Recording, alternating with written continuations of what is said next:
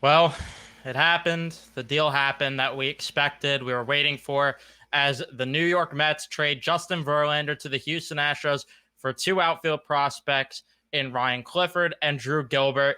And I think both fan bases are not even thrilled about this trade. Astro fans are probably more pissed off considering the fact that Verlander, they could have just offered a few extra $1 million than they originally did in the offseason to get him back instead of course, trading prospects to get him here. But Met fans aren't happy because of the fact that this return is kind of underwhelming from what we expected. I'm a little less mad about it after letting it settle in, which is the one thing that I'm glad about because I left my house thinking that this trade was not going to happen until the end of the deadline. I'm glad that I had time while I was out to settle in, let my not get my raw emotion and let myself settle down a bit with the trade. I'm very split. I'm very split because on one end, I'm willing to give the Mets the benefit of the doubt that maybe Verlander only wanted to go to Houston, which they of course would have that knowledge where we don't have that knowledge as of right now at the very least. At the time I'm recording, we do not know. By the time this is up, maybe we know, but as of right now, we do not know unless I check. Doesn't look like it. As of right now, though, it looks like that we just don't know. We don't know if Verlander only wanted to go to Houston. If so, that changes the game, and that makes this a really good trade for the Mets. However, when there was reports last night that the framework, which means the start, the headliners of the deal, would be a top hitting and a top pitching prospect. They got a top hitting prospect, didn't even get a pitching prospect, but that was supposed to be the start, the foundation, the headline of the deal, which means we were supposed to see more in this deal than just two prospects. It was going to be a top hitting prospect, a top pitching prospect, and potentially more.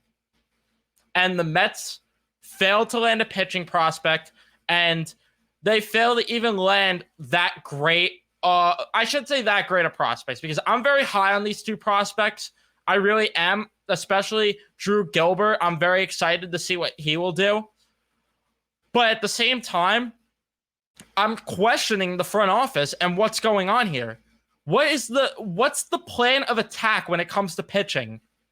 Are the Mets just saying, hey, we're going to take a step back, see what all these prospects do, see who we want to keep, see who we want to trade. I cannot talk. See who we want to keep, see who we want to trade, and then we'll move the prospects we don't want to keep to get pitching help? Because we saw a report, or it was in Bob Nightingale's article, that apparently the Mets are going to take a step back next year, and that's what pushed Verlander to waive his no trade clause and to move and go back to Houston. So it's looking like the Mets are not going to contend next year. Is their plan going to be then take that step back, trade some of these prospects to go get pitching help? Because if that's the case, I'm heavily confused. Are they going to continue blowing it up and get pitching prospects in other deals? Because Tommy Pham's obviously going to be on the move still. Raley maybe will be on the move. But I question the front office and what the game plan is for pitching. Are we going to spend in free agency here now again? Because that just hasn't worked. Are they going to try to buy pitching staff? I'm scratching my head at that. I'm scratching my head at that, what the plan of attack is when it comes to the pitching side of this team, because I genuinely don't know. And you need good pitching prospects still. Like, regardless if they're going to package prospects to get pitching help or spend money on pitching help, you still need to build up the prospect pool with some pitchers to have guys to replenish and come up and come through. Because what have we talked about here on the channel time and time again? You need to have a deep farm system to be a sustainable winner. Look at the Dodgers, who are always the prime example. They have Emmett Sheehan, Bobby Miller. I forgot the other guy's name that they have right now. I could quickly look, but they have a couple pitching prospects. Gavin Stone, Nick Frasso, River Ryan. Like, you see what I'm saying? they have all these great pitching prospects that are going to come through and replenish for when Kershaw finally retires, for when Julio Urias might leave this offseason. No big deal. No big deal. Because it's fine. Because we got so many great pitching prospects. The Mets need to work on that, and they need to build that up. And I am trying to understand, and I'm questioning the front office, why pitching prospects has not been an urgent thing with this team. I get that you get the best players you can over anything else. You go for the best players over position, like position of need. But at the same time, when the asking price on the framework was reportedly last night a top pitching prospect and a top hitting prospect, and you fail to land that, is kind of just bizarre. And like, I don't understand how. This is why I'm truly in the belief that Verlander was only waving to go to the Astros, because in what world did the Mets value the Astros prospect pool over the Dodgers, over the Orioles? Because unless the Dodgers weren't willing to give up Andy Pages, who I would say is the equivalent of Drew Gilbert, for that deal, maybe they weren't willing to give him up. Fine. But Baltimore's desperate too. They could have got Colton Cowser, Keston Yerstad, because they're deep in the prospect pool. This is why I'm really under the belief that Verlander only wanted to go back to Houston because he's familiar with them, obviously, and he's good. He's close with Crane, which I get that. But then you have the other end where the Mets shouldn't have felt obligated to make this trade if they didn't get a return that blew them away and they didn't get their asking price, because Verlander's under contract for next year too. You could easily move him next year. Like, how is it that the best pitcher on the market doesn't get you more prospects, or at least a top pitching prospect too in the deal? Again, unless he only wanted to go to Houston, which is what my assumption definitely is, because I just don't see how it makes sense. But yeah, we're seeing reports now, because I'm sorry, I'm checking my phone mid-video. I'm not meaning to get distracted here, but I'm just seeing if I miss anything. But Mets are still working on deals. They're working on Pham, Raley, and Narvaez also might go. I don't understand how Vogelback. Vogelback needs to go too. But I'm just a little confused. Maybe they're gonna get a good pitching prospect for Pham or Raley, but like, to me, why didn't they package Raley and or Pham with Verlander in a trade to get more? That's something that I'm just a little puzzled by. But I really think he wanted to only go to Houston, because if he was willing to go to LA or Baltimore, this is underwhelming. This is very underwhelming. If Verlander was open to any other team, if he was fine with going anywhere, as long as he wins, going to Baltimore, going to LA, going to San Diego, going wherever, even Atlanta. He's under contract for another year. He's the top pitcher on the market. There's a bidding war for him. You need to get more than 2 prospects. I get that Gilbert is the top prospect for the Astros, or was the top prospect for the Astros. I get that Clifford was 4th, and now these guys will probably be in the top 5 for the Mets. I get that. But for the top pitcher on the market, when there's a bidding war, you have to be able to get more.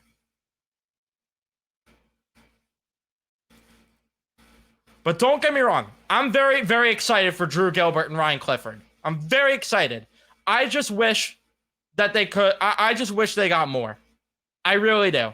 I know I keep repeating it and I know I keep saying it, but it just feels like, considering where we were last night, it felt like this return was going to be, and with the reports leading up to this too, it felt like the Mets were going to get a significant haul back.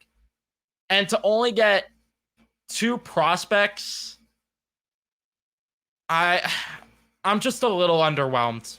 I'm a little underwhelmed, but again, maybe there's a report. Maybe there's a report that comes out that he didn't want to go to any other team. I'm trying to look on my phone. Martino saying Baltimore was a really strong suitor for Verlander, but as it unfolded, there was a growing sense of inevitability that Jim Crane was going to get him. Okay, but that doesn't answer if he only was willing to waive.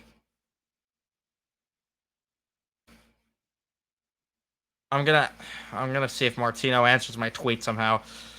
Let's see if he does. Was Verlander only willing to waive to go back to Houston? Because that's a huge factor. That's a huge factor. But hopefully we get an answer by the end. I'm sorry that I keep going on my phone, but let's talk about what Justin Verlander is this year. And for the Astros, I mean, I don't think I have to explain to Astro fans what they're getting in Justin Verlander. They know him more than Met fans. He was only in here for freaking half a year for 16 starts. Astro fans know Verlander better than us Met fans. But this year, he has a 3.15 ERA, 3.29 expected ERA, 3.81 FIP, 4.51 expected FIP, 1.7 WAR, 7.7 Ks per 9. Definitely down from where he's been, but knowing the Astros, they'll get him back up on that. He's walked a couple. He's been having control issues this year too. He's walked guys more than usual. He has a 2.96 walks per 9, 0.86 home runs per 9. He doesn't really give up the long ball, but again, that's something that Astro fans are kind of accustomed to, or at least what they were accustomed to last year with him. All this in 94 innings pitched, 16 games. Like I said, a 6-5 record. He started off brutally for the Mets, but he definitely picked it up. So for anyone saying, well, those numbers aren't really, why are you crying about the return? You got the number 1 and number 4 prospect from the Astros. Why are you crying about it when he has those type of numbers? So that's not anything too significant. Again, my problem is that he was the top pitching commodity on the market. He's picked it up as of recently, and the reports leading up to it made it seem like we were going to get a better return. And maybe I'm just blinded by that the reports fooled us. And in reality, the Mets were never going to get that big of a return. But let's talk about the prospects. I wish Verlander nothing but the best going back to Houston. I have no ill will. Unless he did only want to wait for Houston, then I kind of have a problem because that limited the Mets' options. But when it comes to Drew Gilbert, like I said, number 1 prospect in the Astros system. He's number 68 according to Pipeline. And I forgot who tweeted it. Let's see if I can find it. But according to another prospect site, BP, which I think is Baseball Pro or something, I don't know. But Drew Gilbert is ranked 36 and Clifford's ranked 80th. So you're getting 2 very good prospects, which, again, I'm very happy that they're getting 2 good prospects. I just wish they stuck to their guns and got more, and they got a pitching prospect too. That's the only reason. But again, I'm very excited for these prospects. Don't get me wrong. I am very excited to see what Drew Gilbert is. He did very, very good in high A ball this year. In 21 games played, hit 360, had a 421 on base, 686 slugging, WOBA at 482, and a WRC plus of 192. The problem is in Double-A, he has not looked that great, as he has a 241 average, 342 on base, 371 slugging, a WOBA at 329, and a WRC plus at only 92. But then again, he is still relatively young. He's 22. 6 stolen bases, 20 RBI, 6 home runs in Double-A. All this in 60 games. So, yeah, I'm very excited to see what he ends up becoming. I would still say that I would probably say he's fourth or third in the Mets pipeline. I'd put Acuna and Parada ahead personally, but again, I don't know. I'm not claiming to know so much about prospects, so I don't know. But Gilbert's not expected to come up till 2025, so it's going to be a little bit, but there's a chance he gets a shot next year. I'm excited for Gilbert. We'll see what happens with him. And then Ryan Clifford's the other guy. And also, I want to actually read quickly. It was Pipeline's scouting report for Gilbert. He might have had the second best stuff among prep pitchers from the upper Midwest in the 2019 draft, trailing only Pirates first rounder Quinn Priester, but Gilbert's 5'9" frame and Tennessee commitment slid him to his home state, which not anymore. Twins in the 35th round. Well, I guess he was with the Twins and then he went to the Astros in a different draft. All right, whatever. Regardless, where was I? Twins in the 35th round. He started as a center fielder for the Volunteers, homering 4 times at 7 playoff games to lead them to the 2021 College World Series and posting the best numbers: 362, 455, 673. That is batting average, slugging, and batting average on base and slugging.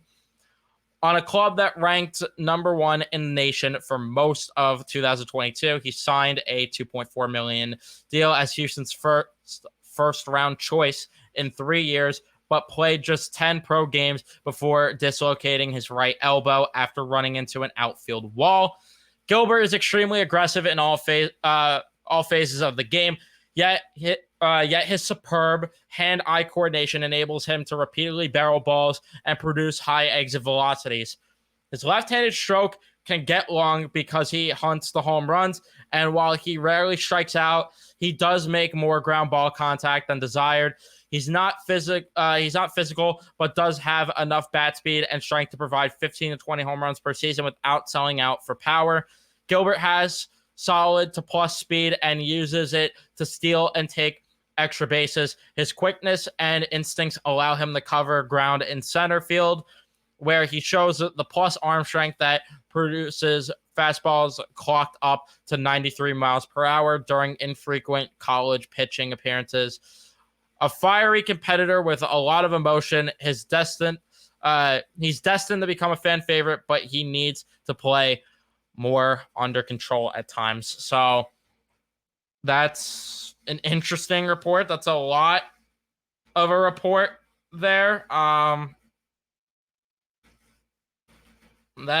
I'm just seeing if there's more. And yeah, money goes back with Verlander, which I expected considering if Houston wasn't going to pay for him in the offseason, they weren't all of a sudden going to now. But regardless, with Gilbert, interesting that he's kind of an aggressive and fiery guy, which I kind of like that for New York. But again, we'll see. I'm very excited. I'm high on Drew Gilbert, despite him struggling a bit in Double-A right now. I'm excited, and we'll see what he becomes. And then with Ryan Clifford, he is 20 years old, another left-handed outfield bat. Interesting what the outfield is going to look like. His ETA is a bit further. His is a 2026 ETA, and he's playing in high A ball right now. He also was in low A ball at one point this year. In high A ball, which is where he's at right now, he's still doing very, very good right now with 16 home runs in 58 games played, which is very impressive, actually. 46 RBIs, 1 stolen bag, 271 average, 356 on base, 547 slugging, WOBA 395, and a WRC plus at 138. So I'm definitely excited to see what he becomes too. I'm very excited. And for his scouting report from the pipeline, Clifford first played for U.S. national team at age 12 and won gold medals at international events with the 12 and under squad in 2015 and the 15 and under club in 2018. Though he was regarded as one of the better all-around hitters in 2022 prep class, he didn't dominate the showcase circuit, and he was committed to Vanderbilt. So he wound up sliding to the 11th round, signed for $1.1 million, the equivalent of late second round money. He hit 247, 426, 390 with 2 home runs in a 25 game pro debut split between rookie ball and single A. Clifford's approach is more mature than that of the most. Oh my God, why do they word it this way? Clifford's approach is more mature than that of most players. His age as he works counts and focuses on making hard contact. He has the bat speed and projectable. I cannot talk. Projectable strength to develop 20 to 25 home run power. That excites me. Get a little power in the lineup, and he does a good job of letting his power come naturally. He has a pretty left-handed swing and an efficient bat path. Through his 30% strikeout rate in his introduction, the pro ball showed he'll need to do a better job of recognizing off-speed pitches. While Clifford possesses just fringy speed and could slow down as he gets stronger, he works hard to improve his quickness and defense. His reads and routes need to improve, but he has solid arm strength and should be able to get the job done on an outfield corner. He also spent time at first base with Team USA and in his pro debut, a guy that can play first. Look out, Pete. Which, again, there's that report that the Mets might punt next year too, so it's going to be interesting to see that if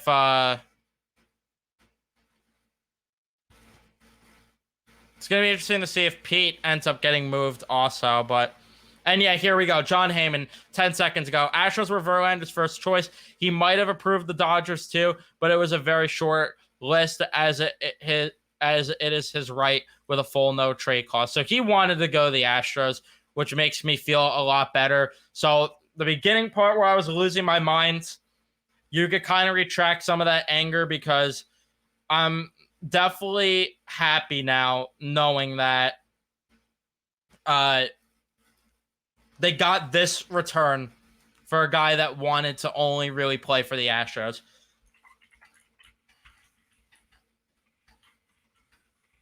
As I'm trying to tweet here. So, like, he only wanted to play for the Astros. I'm sorry, I'm all over the place and getting distracted here. I'm trying to do multiple things at once and also like check to see if I'm missing anything going on, but yeah, this is interesting for sure. I'm feeling a lot better now than it was even just 20 minutes ago because it seems like he only wanted to be there. And then let's see if we could find out how much money the Mets are eating in the deal. Let's see.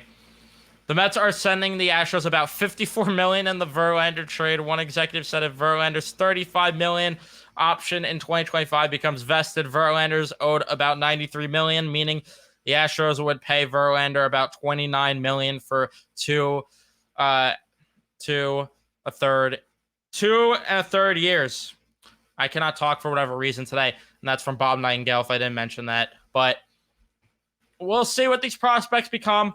I would have liked a pitching prospect. I still feel strongly that way, but at least they get 2 very good prospects. So I'm feeling better that he only wanted to go to the Astros, it seems like. So, and who knows if his value would have tanked more if you held on to him for another year. So I'm willing to give the Mets the benefit of the doubt on this one, and I'm feeling better. But we'll see what's more to come. I'll keep you guys updated, of course, on and give my reaction to Pham's probably going to be gone, Narvaez, Vogelback, maybe Quintana might. I don't know. We have a lot of trades that are probably going to come, so I'll keep you guys updated. I might be going live later, too, at CJeths again, so be on the lookout for that. But thank you guys so much for watching. If you did enjoy, leave a like, subscribe if you guys are new, especially if you're Met fans. Turn on your notifications so you know when I upload or go live next, and I'll see you in the next one. Let's go, Mets.